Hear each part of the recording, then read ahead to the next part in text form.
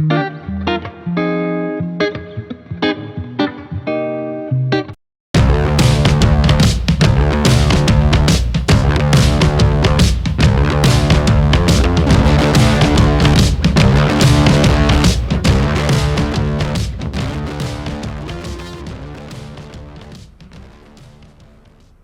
boy.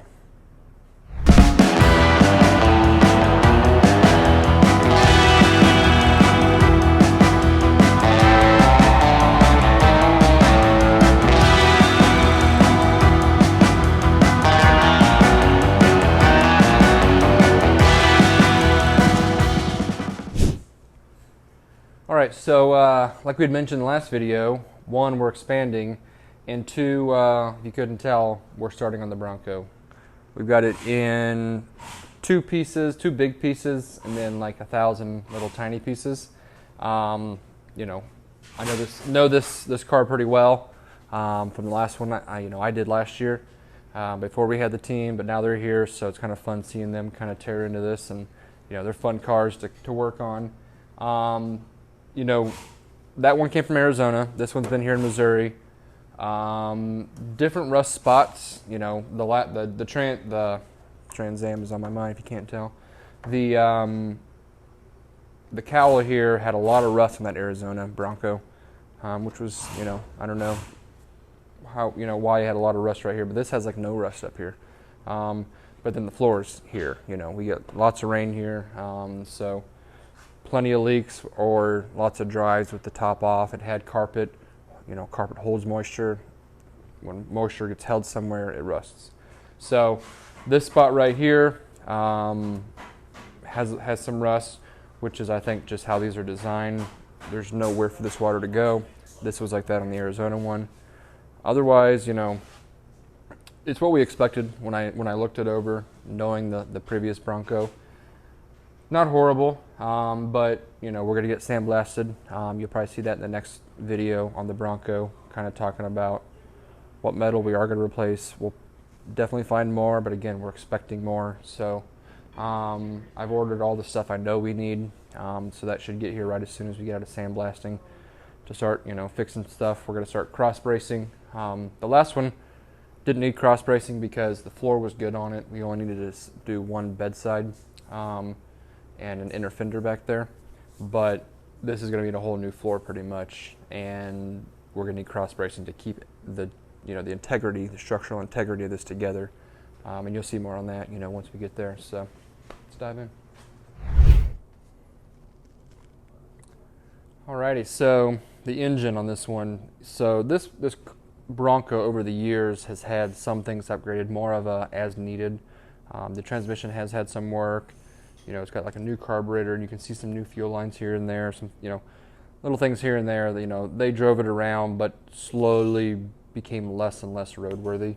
And obviously, the outside you saw needed some work. So, this customer just wanted it to be, one, roadworthy and safe, and then two, look nice, like the last Bronco. We're not going to go blue. We won't talk about color yet. Leave you guys, holding out on something. But just like the last Bronco, we're going to keep the original 302. We ran a compression test on it. The lowest the lowest cylinder was at 115, and the highest was at 125. And really all the other ones are right around 120. So we've got a 10 psi, kind of range there, and really, the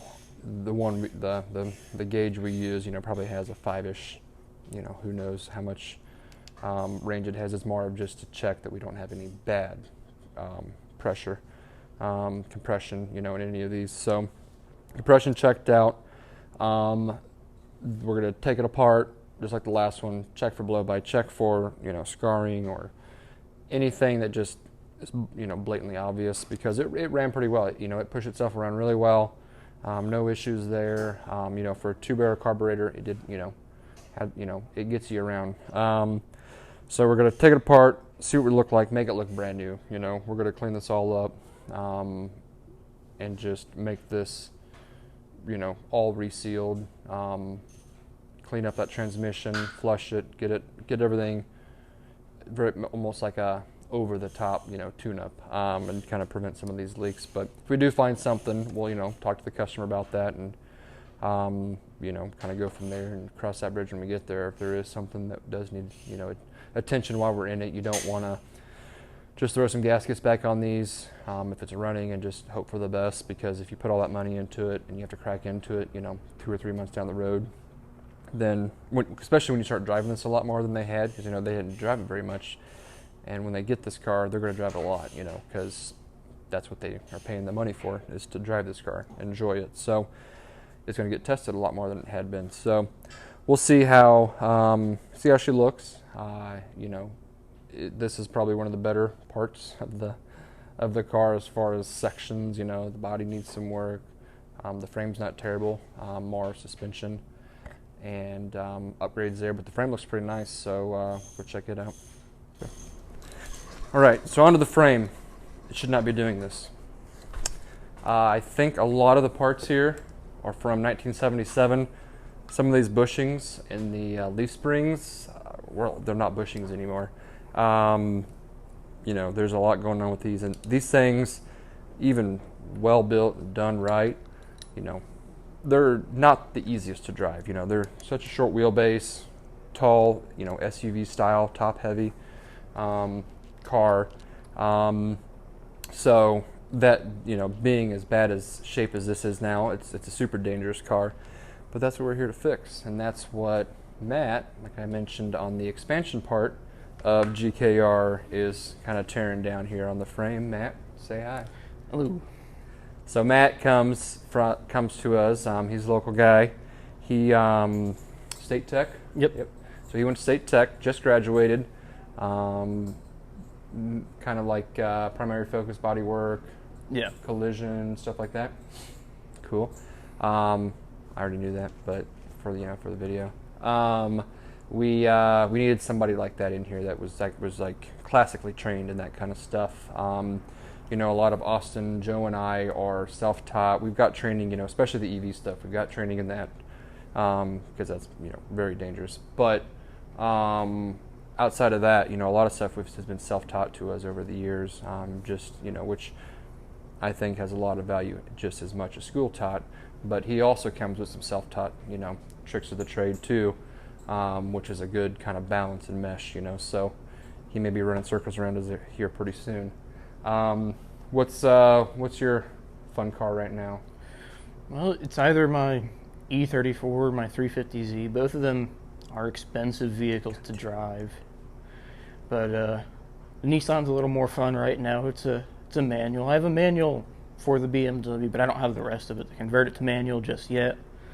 But I mean, it's the E34 that nobody wanted. I found it for $1,000 sitting in some guy's backyard. Drove out of the hole it was sitting in for 14 years. Oh my gosh. That's what I like. But it's got a moonroof, and I didn't know that. That's worth $3,000, worth 3 times what I paid for the car. Huh. And I didn't know anything about the car until I bought it. I didn't even know what it was. I knew it was a BMW, and that's about it. Yeah. But I drove it to State Tech on the most dry-rotted tires you have ever seen. They held air enough to get there, so that way I could... I did the windshield there because it was all cracked from hail damage. Still has hail damage on it, but I think that's a little more fun than the Nissan will be in the long term, because you don't see many E34s running around. Yeah. You said it was manual or? It's automatic right now. Yeah. The 350, it was Manual. Manual, yeah. So yeah, we've got to have a manual somewhere. Yeah, so, like I said, body work was his main focus in school, but here at GKR, especially right now, as we're still kind of small and, and growing, we're all doing a lot of things, Austin's kind of our powertrain motor guy, Joe knows a lot about interior, and then now we've got a body man. So, we've got our specialties. Mine's design, I guess. I like to work with the customer, the marketing of the company, the business, and bringing, all of this together. So we've all got our, our niches, but we all know everything, and that's what's really cool, here at GKR. So we got another Bronco to do, and, we hope you enjoy, following along on this one. Like, share, and subscribe. Like, share, and subscribe. Boom. Nailed it.